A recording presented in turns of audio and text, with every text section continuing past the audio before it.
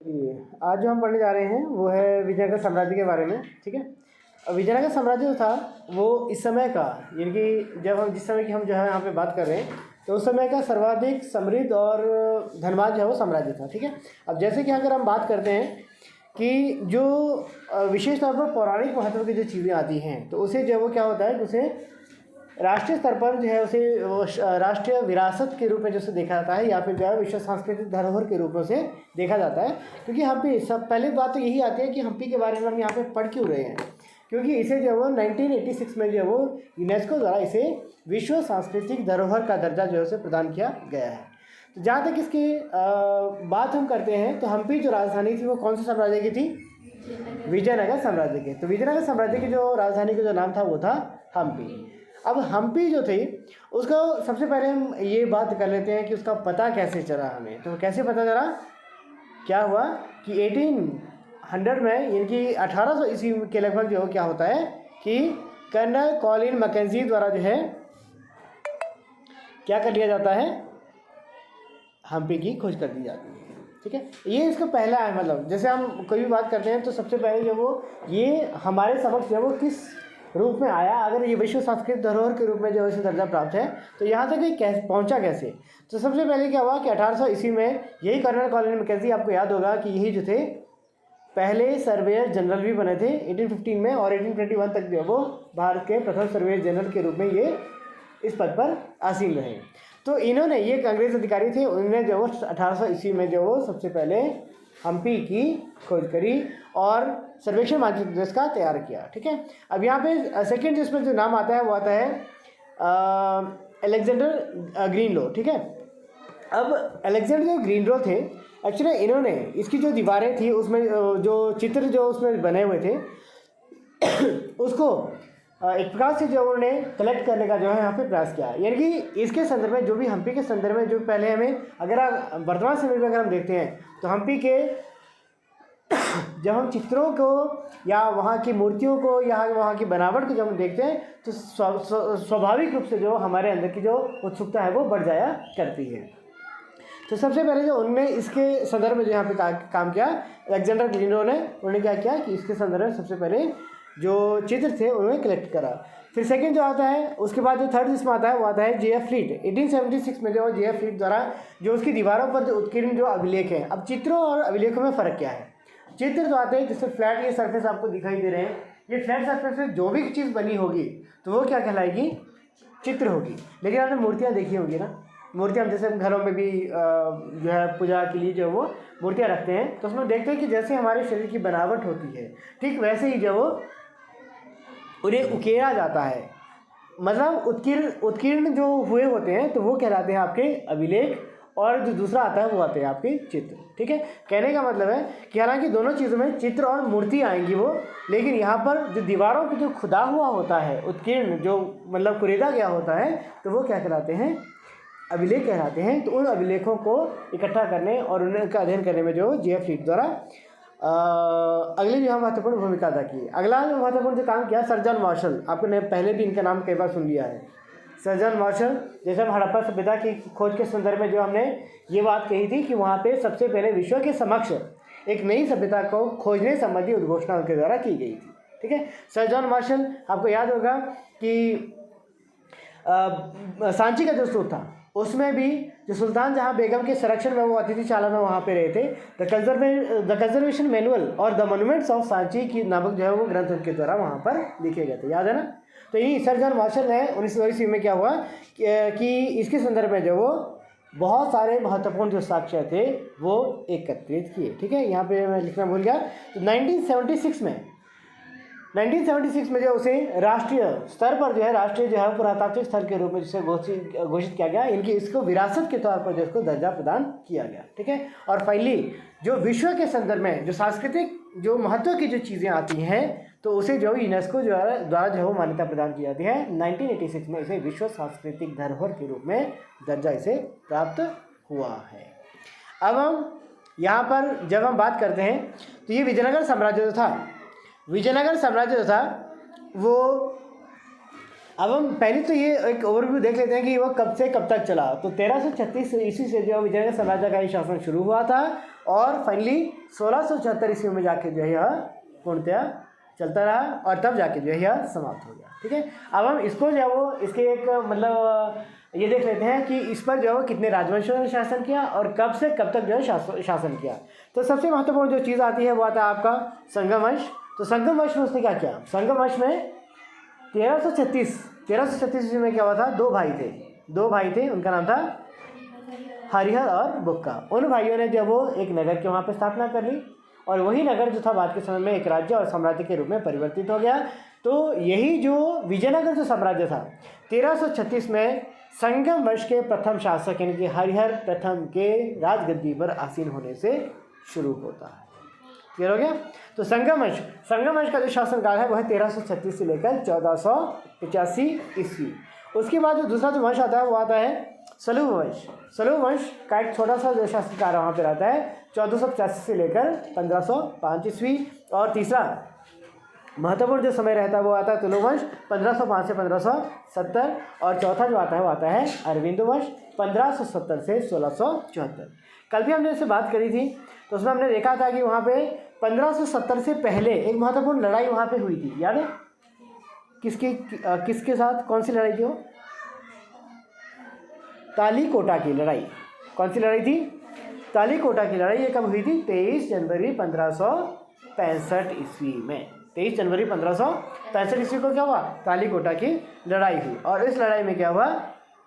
विजयनगर साम्राज्य की हार हुई, लेकिन इसका परिणाम ये निकला कि वह जो था साम्राज्य हालांकि इसके 100 सालों तक बना रहा, लेकिन उसके बावजूद भी यह पतन की ओर अग्रसर हो गया। ठीक है, तालीकोटा की लड़ाई में आपने परिणाम में आपने याद रखना है कि इसका एकाएक से जो उसका अंत नहीं हो गया, एकाएक से उसका अंत नहीं हुआ, जबकि यहाँ क्या हुआ? पतन की ओर अग्रसर हो गया, यानी कि उसके बाद उसका डाउनफॉल शुरू हो गया।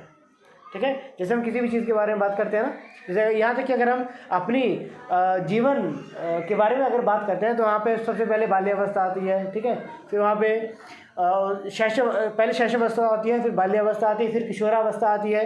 ठीक है, फिर युवावस्था आती है, फिर वृद्धावस्था आती है।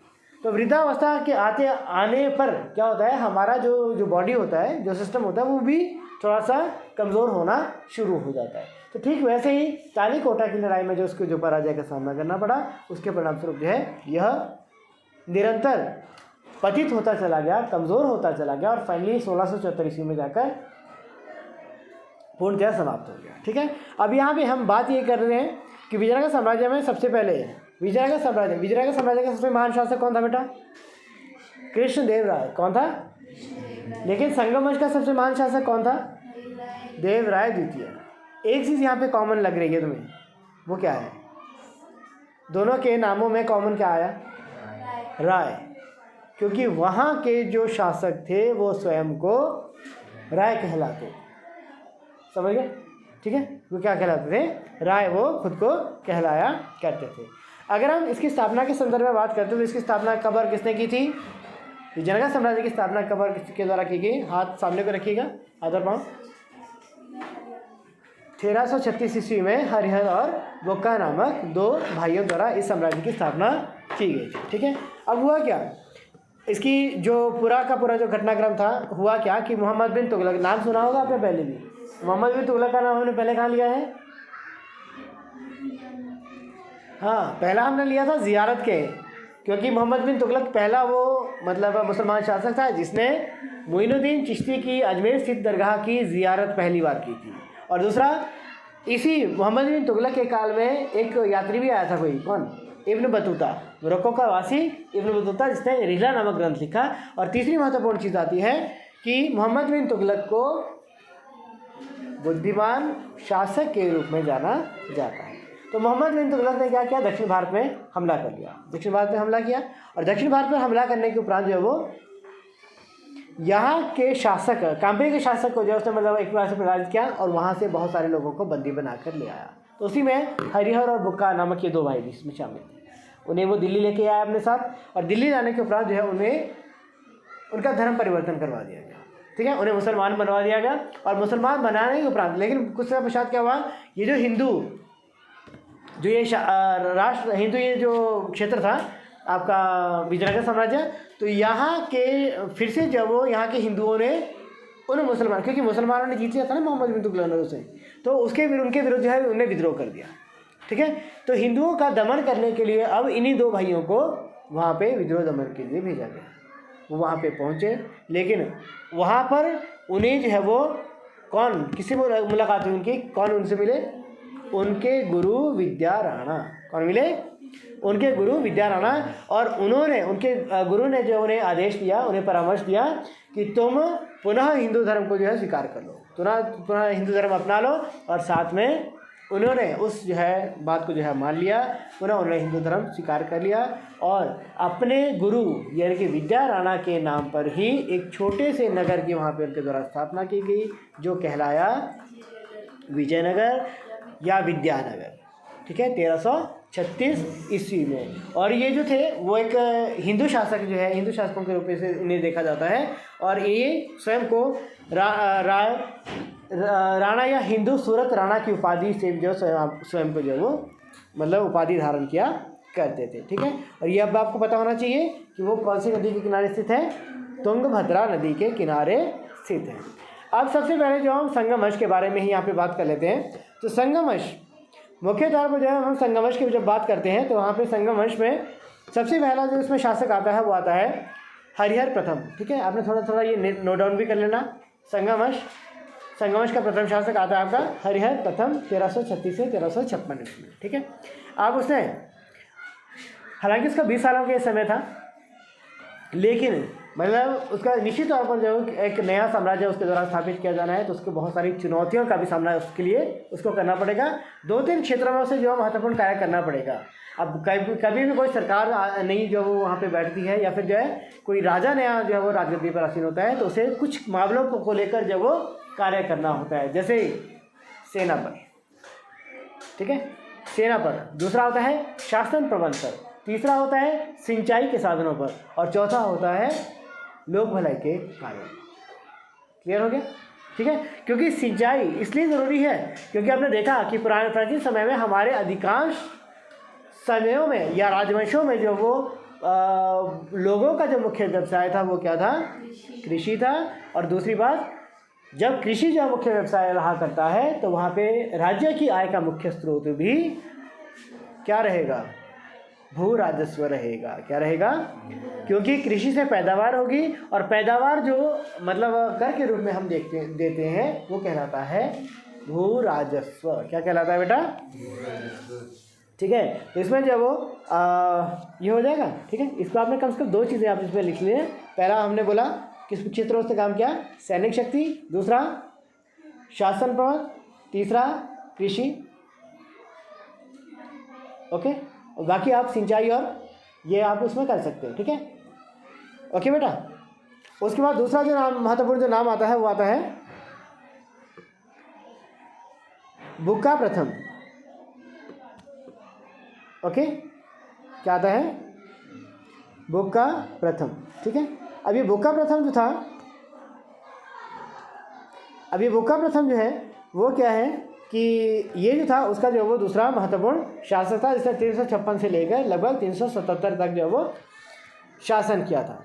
ठीक है, अब उसने महत्वपूर्ण जो है, अगर हम विजयों की बात करते हैं तो मदुरई पर जो उसके द्वारा अधिकार किया गया। और यहाँ तक कि जो वो चीन और श्रीलंका से भी जो उसने जो वो मैत्रीपूर्ण जो है यहाँ पर संबंध उसने स्थापित किए थे। ठीक है, उसका नाम क्या था? बुक्का प्रथम। क्या नाम है बेटा? बुक्का प्रथम। ठीक है, और इसमें एक चीज़ जो उसमें आपने विशेष तौर पर जो वहाँ पे ध्यान रखना है कि पहली बात जो उसने मदुरई पर अधिकार कर लिया। फिर सेकंड जो इसमें आता है वो आता है आपका रायचूर द्वार पर जो उसने अधिकार कर लिया। और साथ में तीसरा जो महत्वपूर्ण जो चीज़ हम यहाँ पे लेते हैं वो है, वो क्या है? वो है रायचूर द्वार पर नियंत्रण। क्या है? रायचूर द्वार पर नियंत्रण। ठीक है बेटा, तो इस स्थिति में रायचूर द्वाब, हम कल भी बात कर रहे थे, रायचूर द्वाब कौन से क्षेत्र को कहा जाता है? तुंगभद्रा और कृष्णा नदी के बीच के जो क्षेत्र होता है वो कहलाता है रायचूर द्वाब। और इसी क्षेत्र को लेकर जो है मुख्य तौर पर उनका किससे संबंध चलता रहा? बहमनी साम्राज्य के शासकों से। किससे बना रहा? बहमनी साम्राज्य के शासकों से। ठीक है, अब यहाँ तक जो वो हमारा ये होता है। और उसके बाद जो वो तीसरा महत्वपूर्ण जो नाम आता है वो आता है आपका देवराय, सॉरी इसके बाद जो आता है वो आता है हरिहर द्वितीय। ठीक है, क्या नाम आता है? हरिहर द्वितीय। अब ये हरिहर जो द्वितीय आती इसमें, तो हरिहर द्वितीय जो थे वो पहले ऐसे शासक थे जिन्होंने महाराजाधिराज की उपाधि को धारण किया था। क्या था वो? महाराजाधिराज की उपाधि को जिनके द्वारा धारण किया गया था। ठीक है, अब यहाँ पे महाराजाधिराज जो है ये क्यों यहाँ पे ज़रूरी है? क्योंकि हमने देखा कि जितने घर भी इससे पहले भी, जैसे अगर हम बात करते हैं गुप्त साम्राज्य के बारे में हमने बात की थी, तो गुप्त साम्राज्य में हमने देखा था वहाँ पे श्रीगुप्त पहला शासक था, घटोत्कच उसका पुत्र था, लेकिन पहला महाराजाधिराज की उपाधि धारण करने वाला जो शासक था वो था चंद्रगुप्त प्रथम। कौन था? समझ गए? तो वो क्या था? महाराजाधिराज मीन्स एक प्रकार से स्वतंत्र शासक, जो किसी भी प्रकार से जो वो एक हर प्रकार से जो वो पूरी तरह से व्यवस्था से परिपूर्ण हो, समस्त संसाधनों से जो है वो एक प्रकार से मजबूत हो। ठीक है, तो ये जो वो पहला शासक था जिसने जो महाराजाधिराज की उपाधि जो है उसके द्वारा धारण की गई थी। ठीक है, एक बहुत ही महत्वपूर्ण से आपने एक चीज़ और सुनी है कि उसने मैसूर पर जो वो हमला करके जो उस पर अधिकार किया था, और इसने 3 ये चाइस में आप अंडरलाइन कर लीजिए, 3 महत्वपूर्ण बंदरगाहें जो थी उसे जो प्राप्त हुई थी वो थी गोवा, चोल और दभोल। ठीक है, गोवा, चोल और दभोल। ठीक है, ये 3 महत्वपूर्ण जो बंदरगाहें थी वो उसके द्वारा जो है यहाँ पर हासिल की गई थी। ठीक है, और साथ में उसने कांचीपुरम, त्रिचुनापल्ली पर भी जो अधिकार किया था। ये हो गया क्या? हरिहर द्वितीय के बारे में। अब हरिहर द्वितीय के बारे में जैसे आपने क्या करना है कि हर शासक को उसकी किसी उपलब्धि के आधार पर जो उसको याद रखना है। ठीक है, तो हरिहर प्रथम हो गया कौन सा शासक? जिसने जो क्या कर लिया था अपनी स्थिति को, मतलब उसे एक फाउंडर है वो। ठीक है, हरिहर और बुक्का दोनों ने जो वो एक आरंभिक समय में जो वो नगर से इसके बाद जो है शुरुआत की थी और इसे जो वो एक महत्वपूर्ण साम्राज्य के रूप में परिवर्तित उसमें कर लिया। बुक्का प्रथम के बारे में हमने ये देखा था कि उसने राजौर द्वार पर नियंत्रण कर लिया और साथ में उसने विभिन्न क्षेत्रों में जो वो अपनी स्थिति को मजबूत कर लिया। हरिहर द्वितीय के बारे में हम महत्वपूर्ण यहाँ पर देख ले हैं कि वहाँ पर उसने महाराजाधिराज की जो उपाधि धारण की थी, साथ में उसके द्वारा गोवा, चोल और दभोल नामक बंदरगाहें जो थी। बंदरगाहें क्यों महत्वपूर्ण होती है? क्योंकि ये आंतरिक और विशेष तौर पर बाह्य व्यापार के लिए बहुत ही महत्वपूर्ण जो है वो कारगर हुआ करती है। क्योंकि अब तो वर्तमान समय तो वायुयान भी होते हैं हमारे पास, लेकिन उस समय ऐसी व्यवस्था नहीं थी। तो सारे का सारा जो भारत से बाहर होने वाला जो व्यापार था वो इन्हीं बंदरगाहों से होकर जो वो हुआ करता था। इसके अलावा जो है कांचीपुरम, त्रिचुनापल्ली पर भी जो उसके द्वारा अधिकार दिया गया। फिर अगला हमारे पास जो नाम आता है, अब हम महत्वपूर्ण जो नाम इसमें ले रहे हैं वो है देवराय प्रथम। क्या नाम आता है? देवराय प्रथम। ठीक है, अब देवराय प्रथम जो है वो विशेष तौर पर जो है इसलिए महत्वपूर्ण है क्योंकि इन्हीं देवराय प्रथम के संदर्भ में जो वो आपको याद होगा कि इसमें इनके द्वारा जो है क्या किया गया था, हाँ घोड़े मंगाए गए थे अपने घोड़सवार, क्योंकि उसने सेना पर जो है सर्वाधिक ध्यान दिया और सेना पर सर्वाधिक ध्यान देने के उपरांत जो है वो उसके द्वारा किया गया कि उसने जब अपनी सेना को बहुत ही मजबूत करने के लिए उसने घुड़सवार सेना पर जो विशेष प्रकार से बल दिया और घुड़सवार सेना को मजबूत करने के लिए उनके द्वारा घोड़े जो मंगवाए गए वो कहाँ से मंगवाए गए? अरब क्षेत्र से। ठीक है, आपने याद रखना है कि अरब क्षेत्र से जो वो इनकी अगर दुनिया के बेहतरीन किस्म के अगर घोड़ों की बात की जाती है तो उसमें कौन सा क्षेत्र इसमें शामिल रहता है? अरब क्षेत्र रहता है। ठीक है, तो उसने जो सबसे पहले जो था, आप इसका चाहे आप इसको थोड़ा सा लिखना है तो लिख ही लीजिए देवराय प्रथम के बारे में, क्योंकि देवराय प्रथम और देवराय द्वितीय ये 2 महत्वपूर्ण शासक हैं जिनके बारे में हमें यहाँ पे थोड़ा सा गौर से जो वो यहाँ पे पढ़ना है। ठीक है, देवराय प्रथम में किस पर उसने बल दिया? घुड़सवार सेना पर बल दिया और उसके लिए उसने घोड़े अरब क्षेत्र से मंगवाए। दूसरा जो आता है वो आता है उसका संघर्ष था वो बहमनी सुल्तान से हुआ। ठीक है, बहमनी सुल्तान से जो उसका संघर्ष हुआ और उसका जो नाम था वो था फिरोज शाह। क्या हुआ? बहमनी जो शासक था फिरोज शाह के साथ जो वो उसका मतलब रायचूर, मैंने पहले ही कहा था इनका जो संघर्ष मुख्य तौर पर होता था वो किस क्षेत्र को लेकर होता है? रायचूर दोआब के महत्वपूर्ण क्षेत्र को। और दोआब जो शब्द है वो क्या बताता है? दो नदियों के बीच का क्षेत्र। वेरी गुड बेटा, दो नदियों के बीच का क्षेत्र। तो ये तुंगभद्रा और नदियों के बीच का जो क्षेत्र होता है वो कैसा होता है? बंजर होता है ना, उपजाऊ होता है। बहुत ही महत्वपूर्ण, बहुत ही उपजाऊ क्षेत्र ये हुआ करता है। तो इसलिए उसने क्या किया कि उस पर जो उसने हमला कर लिया, लेकिन जो उसे फिरोज शाह के हाथों, बहमनी सुल्तान जो है फिरोज शाह के हाथों से पराजय का सामना करना पड़ा। ठीक है, पराजय का सामना जब करना पड़ा तो आपने देखा होगा कि हारा हुआ जो पक्ष होता है बहुत कुछ खो देता है। उसने खोया क्या? उसे युद्ध की क्षतिपूर्ति के तौर पर जो है 10 लाख रुपए हर्जाने के रूप में उसको देने पड़े। कितने? 10 लाख रुपए हर्जाने के रूप में से देने पड़े। साथ में उसे अपनी पुत्री का विवाह जो है वह भी जो है उसके साथ कर देना पड़ा। किसके साथ? फिरोज शाह के साथ। ठीक है, तो दो महत्वपूर्ण चीज़ें कि वो फिरोज शाह के हाथों पराजित हुआ, उसके परिणाम उसने 10 लाख रुपए हर्जाना दिया और साथ में अपनी पुत्री का विवाह भी कर लिया। लेकिन अंततः जो है वो क्या होता है कि अंततः वो उसमें जो वो पराजित करने में सफल हो जाता है। फिरोज शाह को पराजित करने में फाइनली जो वो सफल हो जाता है और साथ में उसके द्वारा जो है उसमें सिंचाई साधनों और तुंगभद्रा नदी पर जो है वो बांध बनाने का उसके द्वारा कार्य संपन्न किया गया था। और एक इतालवी यात्री थे निकोलो कॉन्ती, उन्होंने भी इस क्षेत्र की जो वो यात्रा की थी, जिन्होंने इसका जो है वो एक समृद्ध राज्य के रूप में जो उसको बतलाया था। ठीक है, निकोलो कांती की यात्रा। युवा से भी आपसे कई बार अलग से पूछा जाता है कि निकोलो यात्री कौन था, तो वो था इतालवी यात्री जिसने 1420 ईस्वी में जो है वो क्या किया था? विजयनगर साम्राज्य की यात्रा की थी देवराय प्रथम के काल में। ठीक है, अब सबसे महत्वपूर्ण जो नाम आता है वो ये आता है देवराय द्वितीय। क्या नाम है?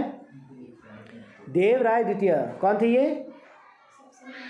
संगम वंश के सबसे महान शासक थे। संगम वंश के सबसे महान जो शासक थे वो थे देवराय द्वितीय। तो इसको आप पहली लाइन में आप इसी तरह से लिख लोगे, सबसे महान जो है ये शासक थे। और इनका ही दूसरा जो नाम है वो आता है इमादी देवराय के नाम से इनको जाना जाता है। ठीक है, इनको देवराय द्वितीय भी कहते हैं या फिर इनको इमादी देवराय के नाम से भी जाना जाता है। इन्होंने क्या किया? इन्होंने भी सेना का जो है आधुनिकीकरण किया। इन्हें सेना पर जो है विशेष प्रकार से, जैसे हमने देखा सेना के संदर्भ में जो दोनों ही शासकों ने, देवराय प्रथम ने भी योगदान दिया था, उन्होंने घुड़सवार सेना को मजबूत किया था। लेकिन यहाँ पर उन्होंने क्या कर लिया? यहाँ पर उनके द्वारा उसको आधुनिक ढंग से प्रशिक्षण प्रदान करने के लिए जो उसे जो वो मतलब इसमें आधुनिक औजार, हथियार और प्रशिक्षण उसमें शामिल है। ठीक है, तो उसके लिए जो उनके द्वारा समुचित जो है प्रबंध यहाँ पर कर लिया गया और साथ में उन्होंने रायचूर दोआब क्षेत्र पर भी जो वो अधिकार कर लिया। ठीक है, और पुनः जो है वो रायचूर दोआब क्षेत्र पर उसने अधिकार कर लिया और साथ में जो श्रीलंका के शासकों और अन्य ने भी जो वो उनकी अधीनता को स्वीकार कर लिया। समझ गए? अब श्रीलंका जो है वो मैं ये क्यों कह रहा हूँ, क्योंकि श्रीलंका का जो क्षेत्र है भारत से थोड़ा सा मतलब एक कटा हुआ भाग है, तो इसलिए उनके द्वारा उस कमी को पूरा करते हुए या उसको पार करते हुए जो उसने श्रीलंका पर बीजों से चढ़ाई कर दी। और क्योंकि हम देखते हैं कि जब चोल साम्राज्य के बारे में हम बात कर रहे थे या हम पढ़ते थे, तो वहाँ पर भी हमने देखा कि चोल हमेशा ही अट्रैक्टेड रहे श्रीलंका के साथ, क्योंकि वहाँ पे जो वो बार प्रथम ने भी वहाँ पे हमला करके वहाँ से बहुत सारे लोगों को क्या कहते हैं बंदी बनाकर वो लेके आया था, है ना। तो यहाँ पर भी उसने क्या कर लिया कि उन्होंने भी जो उसकी अधीनता को स्वीकार कर लिया और समीपवर्ती बहुत सारे जो इस प्रकार के क्षेत्र थे जिन्होंने उसकी अधीनता को स्वीकार कर लिया। ठीक है, यहाँ पर एक जो अन्य जो प्रसिद्ध नाम इसमें आता है वो आता है अब्दुल रज़ाक। पहले भी हमने पिछले अध्याय में पढ़ लिया है। अब्दुल रज़ाक कौन था? हाँ, फारस के शासक शाहरुख खान का भेजा हुआ राजदूत, जो किसके दरबार में जो है भारत आया था? देवराय द्वितीय। किसके? देवराय द्वितीय, जो संगम वंश का सबसे महान शासक था। और उसने उसकी शासन पर या उसने उसके जो किलेबंदी, जो सुरक्षा का जो घेरा था, वो उसकी जो वो जमकर तारीफ उसके द्वारा की गई थी। ठीक है, अब इसके बाद जो है उसके बाद जो वो परवर्ती जो शासक आज इसमें आते हैं, उनके बाद वाले जो शासक आते हैं उसमें विजय द्वितीय है, मल्लिकार्जुन इसमें आता है और अंतिम जो शासक आता है वो आता है विरूपाक्ष द्वितीय। क्या नाम है? विरूपाक्ष द्वितीय। और यही वो विरूपाक्ष द्वितीय था जिसकी हत्या नरसिंह सलूक द्वारा जो है की गई और इस वंश के शासन का खात्मा कर दिया, उसकी समाप्ति कर दी। ठीक है, मुख्य तौर पर फिर से अगर रिफ्लेक्शन के तौर पर इसमें देखें तो हम देखते हैं कि सबसे पहले हमने बात की इसकी स्थापना किसने की? हरिहर और बुक्का ने। कब की बेटा? 1336 में। इसका प्रथम शासक था हरिहर प्रथम, इसने उसको जो है केवल एक नींव के रूप में जो उसको वो किया, उसने शासन प्रबंध और सेना पर जो है महत्वपूर्ण कार्य किया। अगर हम बुक्का प्रथम के बारे में बात करते हैं तो वो पहला शासक था जिसने जो वो रायचूर द्वीप पर जो वो अधिकार कर लिया और साथ में चीन और श्रीलंका में भी जो वो उसके साथ जो है मैत्रीपूर्ण संबंधों के द्वारा स्थापित किए। ठीक है, उसके बाद हरिहर द्वितीय आता है। तो हरिहर द्वितीय पहला शासक है, इसने महाराजा धीराज की उपाधि धारण की थी। ठीक है, और साथ में उसको महत्वपूर्ण बंदरगाहें प्राप्त हुई थी, गोवा, चोल और धोबोल, है ना। उसके बाद जो है देवराय प्रथम के बारे में हम बात करते हैं कि उसने जो क्या किया था, घुड़सवार सेना पर जो उसने विशेष बल दिया था और उसके लिए उसने क्या कर लिया था, उत्तम किस्म के जो घोड़े थे वो कहाँ से मंगवाए थे, अरब क्षेत्र से मंगवाए थे। ठीक है, लेकिन जो कहते हैं कि वो फिरोज शाह के हाथों बहमनी जो सुल्तान था उसके हाथों में पराजित हुआ, जिसके परिणाम से उसे 10 लाख वार्षिक नहीं 10 लाख या हरजाने के रूप में देना पड़ा और अपनी पुत्री का विवाह भी उससे करना पड़ा। ठीक है, लेकिन फाइनली अंततः उसने क्या कर लिया कि फिरोज शाह को पराजित कर लिया और अपनी उस स्थिति को जब वो सुदृढ़ किया। ठीक है, उसके काल में महत्वपूर्ण जो यात्री जो आने वाला था उसका नाम था इतालवी यात्री निकोलो कॉन्ती। अब देवराय द्वितीय के बारे में हम, ये सबसे संगमवंश का सबसे महान शासक था और इसने जो था विशेष तौर पर उसने क्या किया था कि इसे इमादी देवराय के नाम से जो जाना जाता है। इसने सेना का आधुनिकीकरण किया, साथ में जो उसने बहुत सारे क्षेत्रों को अपने अधीन कर लिया, जिसमें आपका श्रीलंका और अन्य आसपास के जो क्षेत्र थे वो भी इसमें शामिल थे। और अब्दुल रज़ाक जो एक फारस के शासक द्वारा भेजा गया एक राजदूत था, उसने भी उसकी जो यात्रा की थी और यह जो था मतलब उसका जो है बहुत ही महत्वपूर्ण जो है शासक था। ठीक है, अब अंतिम शासकों में प्रवर्ती शासक नहीं बाद वाले शासक में अंतिम जो शासक था वो था विरूपाक्ष द्वितीय। तो यहाँ तक हमारा कंप्लीट हो गया। सेकंड जो आता है वो आता है सलूब वंश। जैसे हमने देखा है कि नरसिंह सलूब जो था, नरसिंह सलूब ने क्या कर लिया कि जो संगम वंश का जो अंतिम जो शासक था, ठीक है, अब ये होता क्यों था, होता इसलिए था क्योंकि मान लेते हैं कि जब भी जो है वो इतिहास इस बात का गवाह है कि जब भी जो शासक होता है वो राजगद्दी पर कमज़ोर होता है, तो उस शासक के कमज़ोर होने पर बहुत सारे जो महत्वाकांक्षी जो वंश हैं या जो शासक लोग हैं वो उस गद्दी पर स्वयं को आसीन करवाना चाहते हैं या दूसरे शब्दों में राजा बन जाना चाहते हैं। ऐसा ही होता है। तो यहाँ पे क्या हुआ, विरूपाक्ष द्वितीय ये थे वो थोड़े से मतलब अयोग्य, पहले इससे पहले वाले दो भी तो ये अयोग्य निकम्मे थे और इसके परिणामस्वरूप जो है नरसिंह सलूब द्वारा जो है उन पर उनकी हत्या करके राजगद्दी जो उसने हथिया ली। अब उसके हथियाने के बाद जो है एक बहुत छोटे से सलूब वंश भी आपने इसमें लिख लेना है 1485 से लेकर 1505, 1485 से लेकर 1505। ठीक है, अब 1485 से लेकर 1490 तक जो है उसका शासनकाल रहा। अब यदि जो वो हमने किसी से कोई चीज़ छीनी है, ठीक है, मान लेते हैं कि मैंने जो वो आपसे जो है आपकी किताब छीन ली, आपकी नोटबुक छीन ली, तो आप क्या करोगे, आप तो हाथ जोड़ के खड़े हो जाना कि भाई ठीक है ये तो प्रभु की इच्छा थी, क्या करोगे, छीनने का प्रयास करोगे ना वापस।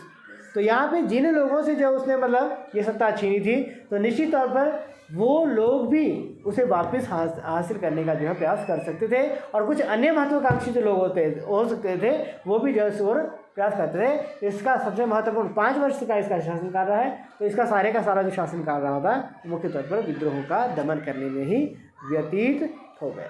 ठीक है, उसके बाद जो आता है उसका जो उत्तराधिकारी बना वो बना तीमा। ठीक है, जैसे मैंने पीपीटी में आपको दिखाया है, तो यहाँ पर नरसा नायक इसमें पहले लिखा है क्योंकि एक्चुअली में हुआ क्या कि नरसिंह सलूब ने जो था वो अपने बेटे इनकी तीमा का जो है संरक्षक, जब भी कोई शासक बालक जो है वो राजगद्दी पर जब बैठता था ना, आपको याद होगा कि अकबर भी 13 साल की उम्र में जब आप राजगद्दी पर बैठ गया था ना, तो उसका संरक्षक कौन था, बैरम खां। ठीक है, तो क्या होता है जब भी मतलब शासक जो वो अल्पवयस्क होता है तो उसके स्थान पर जो वो शासक तो वही रहता है लेकिन उसका संरक्षक, उसकी देखरेख करने वाला कोई और रहा करता है। तो यहाँ पर शासक जो बना नरसिंह सलूब के बाद वो बना तीमा, लेकिन संरक्षण की उसकी वास्तविक शक्तियों का उपयोग कौन करता रहा, उसका संरक्षक नरसा नायक। ठीक है, 1490 से लेकर 1503। लेकिन ध्यान ये रखिएगा जो मैं पीले में आपको दिखाया है यहाँ पे नरसा नायक, तो नरसा नायक और वीर नरसिंह ये दोनों ही जो है वो क्या है, ये दोनों ही जो वो शासक नहीं है, ये संरक्षक के रूप में जो वो कार्य करते रहे। तीमा क्या था, अल्पवयस्क था, छोटी उम्र का था, और इसके परिणाम से सारी शक्तियों का उपयोग कौन करता था? नरसानायक। तो यही बात जो है उसके बहुत सारे विरोधियों को हजम नहीं हुई, बहुत सारे लोग जो है इस बात से खुश नहीं थे, और उन्होंने जो उसका सामना करने के लिए या उसका जो वो बदला लेने के लिए उसे क्या कर लिया? तीमा की हत्या करवा दी, और इसका आरोप जो है किसके सर पे चढ़ दिया? नरसानायक। ठीक है, कि वो जो है उसी ने ही उसकी हत्या कर दी है, क्योंकि वो खुद शासक बनने की महत्वाकांक्षा पाल रखा है। ठीक है, तो उसने जो उसने महत्वाकांक्षा पाल रखी है, लेकिन वो ऐसा नहीं चाहता था, और उसने क्या कर लिया? उस स्थिति का सामना उसने बड़ी अच्छी तरीके से कर लिया, और उसी के ही छोटे बेटे, उसका नाम था वीर नरसिंह, उसको जो है वो राजगद्दी पर आसीन कर लिया और स्वयं उसका संरक्षक बन गया। ठीक है, लेकिन कुछ समय 1503 में जो है वो क्या हुआ? उसकी मृत्यु भी होगी, नरसानायक की भी मृत्यु हो गई, और उसके स्थान पर उसका बेटा, नरसानायक का बेटा इमादी नरसिंह जो है, नहीं, इसका जो बेटा था नरसिंह जो है, नरसिंह सलूब का, इसका जो बेटा था वो था इमादी नरसिंह, और नरसानायक का जो बेटा था वो था वीर नरसिंह। ठीक है, तो वीर नरसिंह ने क्या कर दिया? इमादी नरसिंह को, जिसको जो है नया शासक बनाया गया था, उसकी जो उसने हत्या कर दी, और 1505 ईस्वी में खुद शासक बन बैठा। ठीक है, 1500 कुछ समझ आया? 1485 में नरसिंह सलूब ने हत्या करी किसकी? विरूपाक्ष द्वितीय की, वो शासक बन बैठा। 5 साल उसने राज किया, तो राज करने के दौरान जो है उसने जो विशेष तौर पर विद्रोहों का ही दमन किया। उसके बाद शासक कौन बना? तीमा बना। अब ऐसा करो, एक लाइन लिख लो आप इसमें। ठीक है, सलूब वंश में पहला नाम है, इसमें लिखा आपने नरसिंह सलूब, एक साइड दो पेज के 2 भागों में बांटना हमने, एक साइड में लिखना है नरसिंह सलूब, उसके बाद लिखना है तीमा। नरसिंह सलूब पहला लिखिए, लिख लिया, उसके बाद लिख लिया दूसरा तीमा, और तीसरा जो महत्वपूर्ण जो नाम इसमें आपने इसके नीचे लिखना है वो है इमादी नरसिंह। ठीक है, पहले वाला स्वतंत्र शासक था, जबकि 2 जो थे वो संरक्षक के अधीन जो है शासक के रूप में कार्य करते रहे। ठीक है, अब यहाँ पे आगे इसके सामने जो कि दोनों के बीच में वहाँ पे लिखना है आपने तीमा, और इसके दोनों के बीच में पहले जो इसमें नाम आता है वो आता है नरसानायक, और उसके बाद आता है वीर नरसिंह। नरसानायक और वीर नरसिंह। ठीक है, और लास्ट लाइन में आपने इसमें लिख लेना है कि वीर नरसिंह द्वारा इमादी नरसिंह की हत्या करके, वीर नरसिंह द्वारा इमादी नरसिंह की हत्या करके राजगद्दी प्राप्त की और तुलुव वंश की नींव रखी। तुलुव वंश की नींव रखी। ठीक है जी, समझ अब आया? ठीक है, इसमें मतलब सीधे से इसमें जो क्या रहता है कि इसमें वीर नरसिंह पहले बना, उसके बाद उसका जो बेटा था उसका नाम था तीमा। ठीक है, तीमा का संरक्षक नियुक्त हुआ कौन? नरसानायक। लेकिन बाद के समय में क्या हुआ? तीमा की हत्या हो गई, तो तीमा के स्थान पर जो नया शासक जो बन गया वो बन गया इमादी नरसिंह। ठीक है, और यहाँ पर जब वो नरसानायक उसका संरक्षक बना रहा, लेकिन 1503 ईस्वी में उसकी भी जब मृत्यु हो गई, तो फाइनली उसका जो बेटा था वीर नरसिंह वह उसका संरक्षक बन गया, और उसी संरक्षक ने उसकी इमादी नरसिंह की हत्या कर दी और स्वयं शासक बन बैठा। तो तीसरा जो नाम आता है वो आता है तुलुव वंश। देखिए, तुलुव वंश, संस्थापक वीर नरसिंह। ठीक है, जो ये कन्फ्यूजन होता है ना इसमें इमादी नरसिंह और वीर नरसिंह में, वो कहाँ पे जाके क्लियर होता है? वो होता है आपका नरसिंह, जब वीर नरसिंह जब तुलुव वंश की नींव रख देता है। ठीक है, तो जो नींव रखेगा वही उसका जो वो हत्यारा होता है, उसके अंतिम शासक। क्लियर बेटा? अब यहाँ पे जो तुलुव वंश आता है उसमें सबसे पहले जो आता है वो आता है वीर नरसिंह। इसका जो शासनकाल है 1505 से लेकर 1509। अब इसने जो वो किसी अन्य राजवंश से जो वो सत्ता छीनी थी, सलूब वंश के शासकों से। तो सलूब वंश वाले भी, कुछ अन्य लोग भी, और कुछ महत्वाकांक्षी जो लोग हैं वो भी शायद इसको जो कहीं ना कहीं जो इसको कमज़ोर करने की फिराक में रहते हैं। तो निश्चित तौर पर उसने ये 4 सालों का जो समय था, इस दौरान जो है उसने विशेष तौर पर जो कार्य किया वो उसी प्रकार से विद्रोहों का दमन करने में व्यतीत किया। ठीक है, मुख्य तौर पर उसका काल जो किसके लिए जाना जाता है, वो जाना जाता है विद्रोहों के दमन के लिए। ठीक है, अब यहाँ पर दूसरी बात आती है, वो उसके बाद उसका उत्तराधिकारी बनता है, वो बनता है कृष्णदेव राय। कौन बनता है? कृष्णदेव राय। कृष्णदेव राय कौन थे? हाँ, विजयनगर साम्राज्य के सबसे महान शासक, और सबसे महान में चारों जो राजवंश है उनमें से सबसे महान, क्योंकि जो देवराय द्वितीय के बारे में हमने बात की थी वो था केवल संगम वंश का सबसे महान। ठीक है, लेकिन यहाँ पे विजयनगर साम्राज्य का सबसे महान जो शासक है वो है कृष्णदेव राय। ठीक है, तो ये जो था उनका शासनकाल है 1509 से लेकर 1529। जैसे हमने इसके इंट्रोडक्शन उसमें पार्ट में भी उसमें देखा था कि इनका नाम जो है वो और खा लिया था हमने विजयनगर, इसमें कृष्णदेव राय का खा लिया था। जिस समय बाबर ने भारत पर आक्रमण किया उस समय दक्षिण भारत में कृष्णदेव राय विजयनगर साम्राज्य के महान शासक का शासनकाल चल रहा था। आपको याद होगा 1509 से लेकर जो है 1529 तक जो है वो इनका शासनकाल रहा है। और बाबर ने भारत पर जो हमला किया, ये कि पहली बार जो अधिकार किया वो पहली बार का पहले जो अधिकार कर पाया वो था 1519 से लेकर 1525 तक उन्होंने 5 बार आक्रमण किए, और 1526 में पानीपत के पहले युद्ध में उन्होंने इस पर अधिकार कर लिया। ठीक है बेटा, तो इस समय वहाँ पे जो शासक कौन था वो था कृष्णदेव राय, जो विजयनगर साम्राज्य का सबसे महान एवं प्रतापी शासक था। ठीक है, उसके बारे में 2 चीज़ें आपने इसमें मुख्य तौर पर इसमें लिख लेनी है। उसके काल में जो उसका जो काल है कृष्णदेव राय का, वो भी जो वो कुछ क्षेत्रों में जो वो महत्वपूर्ण रहा है, जैसे कि उमातुर का नायक गंगाराय था और उड़ीसा का शासक प्रतापरुद्र था। इन्होंने मतलब उसके कान में जो है वो इसके नाक में जो दम कर रखा था। ठीक है, ये इसके बारे में हम डिटेल में कल बात करेंगे, लेकिन थोड़ा सा एक इंट्रोडक्शन तौर पर जो मैं उसको बता देता हूँ। जैसे कि वो एक महान योद्धा और सेनानी था, क्योंकि उसने क्या कर दिया, उसने बहमनी राज्य से जो वहाँ पे क्या हुआ, बहमनी राज्य था एक संगठन बना लिया था बहमनी, और दूसरा जो था वो बीजापुर था। ठीक है, तो यहाँ पे दोनों ने, और उनको क्या किया, उसने डोनी और कोविलकोंडा के स्थान पर कड़ी पराजय दी। दूसरा जिसमें आता है वो आता है बीजापुर की लड़ाई, क्योंकि बीजापुर जो उसमें सहयोगी था पहले वाले बहमनी राज्य के युद्ध में भी, तो उसे जो उसने वहाँ पे पराजित कर लिया। थर्ड जिसमें आता है वो उमातुर का नायक जो गंगाराय था, उसे जो उसने पराजित करके गया वो फाइनली, क्योंकि उसकी जो थी अंततः जो थी उसकी कावेरी नदी में गिर जाने के परिणाम स्वरूप उसकी मृत्यु हो जाती है। उसके बाद उड़ीसा का शासक प्रतापरुद्र, जो भी उसके विरुद्ध है, क्योंकि उड़ीसा क्या था उसके साम्राज्य से थोड़ा दूर था, तो वो जब वो उड़ीसा गया था ना, तो उस दौरान जो भी उसके विरोधी थे, जो इसको उसकी ओर जो आँख उठाकर देखना चाहते थे, उन सब ने जो उसकी ओर उसके विरुद्ध विद्रोह कर दिया, और फाइनली जो उसमें उन सब विद्रोहों का उसके द्वारा दमन किया गया, और गोलकुंडा से जो उसमें लड़ाई में उसने खुली शाह को उसने पराजित किया।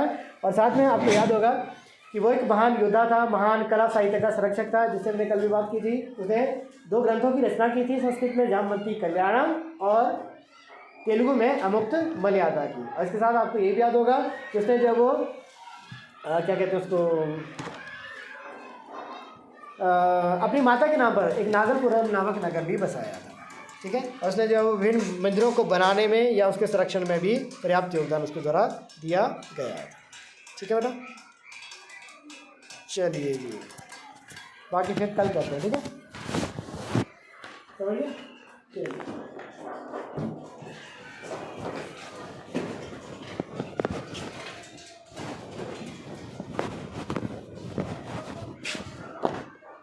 बदल गए। अच्छा सर संध्या मैम की क्लास होगी मेरे बाद, सर की क्लास होगी।